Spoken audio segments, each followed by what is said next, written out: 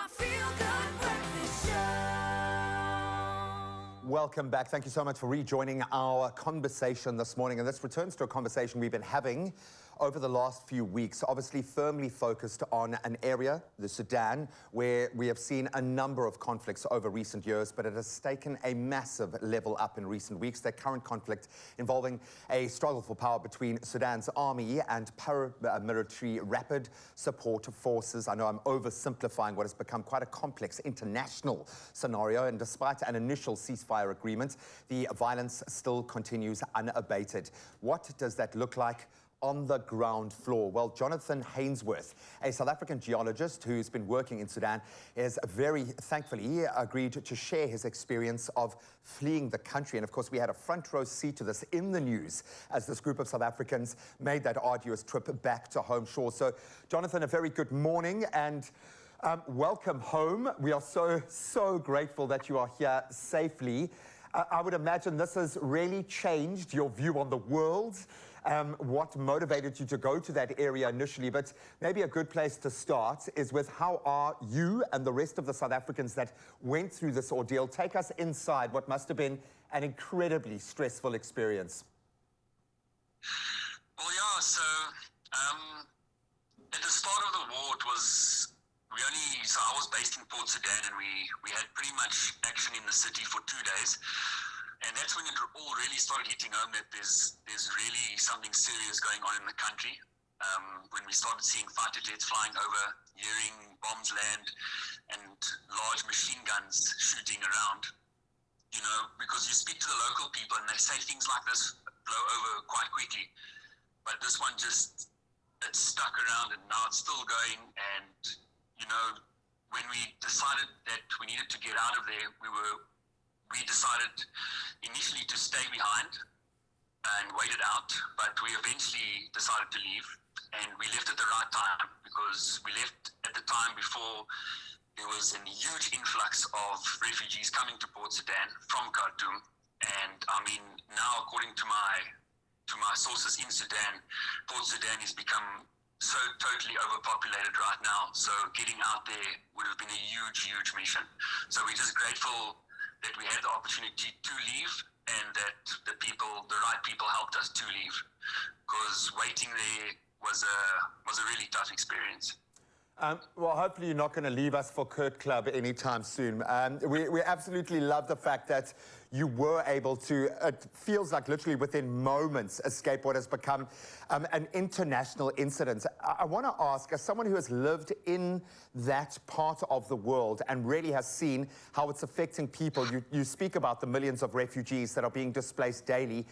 Just how bad is the situation for the residents of Sudan? Because I think we just very easily just paint over it with it's another incident in the area, and we forget that there is a population living this reality every day. How bad is it from your first-hand experience? Well, from what, living there, the municipal services in where I was, Port Sudan, is pretty much non-existent. So people are throwing trash on the side of the road. It's dirty.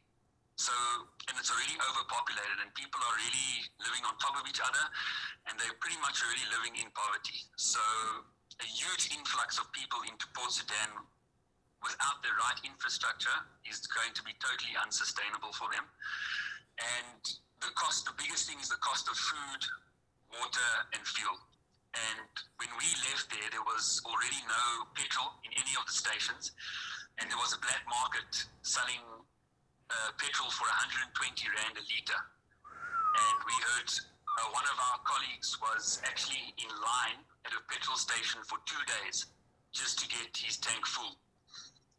People, they don't have the money to survive with such a rapid increase in prices of these very menial goods that people need to survive on a daily basis. It brings you back down to earth very quickly. We've been talking about the cost of living here in South Africa and the financial pressures that are being felt globally at the moment. Maybe there is an opportunity, the fact that the world is focused on this part, just for a brief moment to at least add some support in that area. Talk us through the 3-day journey getting back, because there must have been moments where it felt like you might have taken the step too late, and it felt like you were going to need an angel to step in and help at some stage. How did you actually get this right? We understood that Gift to the Givers did have a connection in that space. How were you guys able to get back to South Africa? So initially we were planning, so what we decided to, like I said, we decided to stay behind and wait it out. But then we realized when all the airports were closed that we needed to get out now. It was time. And when, like I said, when prices went up. So we asked our colleague, our manager of our project, to go to the airport and see if there are any flights that we can get on. And we got told by our locals that there's no flights leaving Port Sudan. He went there, and all that was flying out of there were cargo planes that were flying refugees out, mostly UN officials, and we couldn't get onto that plane. Then he came back and we waited another day, and then we heard that there was going to be, do I still have it? Yeah, we're still there. That there was going to be Saudi warships leaving the port, and we got told to go to the Seaport Club and hand our passports in to officials, which we did. And that was when the real waiting began. You give your passports to these military officials that you don't know from a bar of soap, and once we handed it to them, we sat there for 3 days. We literally watched 3 sunrises from the same spot on the floor, waiting and waiting. You'll get told by an official that you are going in an hour. That hour turns into 6, and then they tell you, no, you have to wait another day. And then eventually they tell you, okay, fine, you're going. And they scream out all the nationalities, which passports they have in a packet. Then you follow this guy. He hands you your passport that has your stamp in it that allows you to leave. And they took us to the boarding ship, to a little dock. From there, tugboat took us to the ship that was stationed in the port. So it didn't actually come in. And then from there, we got onto the ship. And what should have been a 6-hour journey actually took us like 12 to 14 hours, because the Saudi people on the ship told us that the boat's not allowed to dock in the evening in Jeddah. So they had to slow the ship down and drive slow enough so that we got there at sunrise so that we could dock. But once we got into Jeddah, the warship was really cool. I don't think I'll ever go on another one again. It was quite of an experience. So, and they gave us free reign of the ship. We could walk around wherever we wanted, except on top of the deck and around the heavy guns that were around. They gave us some place to sleep in there, which was cool. 3 meals, which were really nice. But we got across there, and once we landed in Jeddah, you could really feel that you were safe, because everything was organized. They got us straight to the hotel, and then from there we actually had a swim with a colleague of mine. We rested for a couple of hours. Then we got taken to the airport. They paid for everything. Everything was covered by the Saudi government, the hotel, the transfers, everything. We didn't have to pay a cent except for our flights back. Wow, Jonathan, I'm gonna cut in there now. We've got to go to our news broadcast, but I love the fact that we saw this global village step up with zero connection.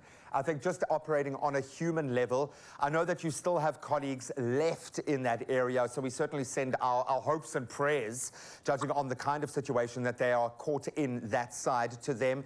But thank you so much, Jonathan, for connecting with us and opening up a window into this insane narrative. And our prayers are with the Sudanese civilians, most importantly, who are stuck in the country right now, dealing with what sounds like the most intolerable situation, and to those seeking refuge across the border.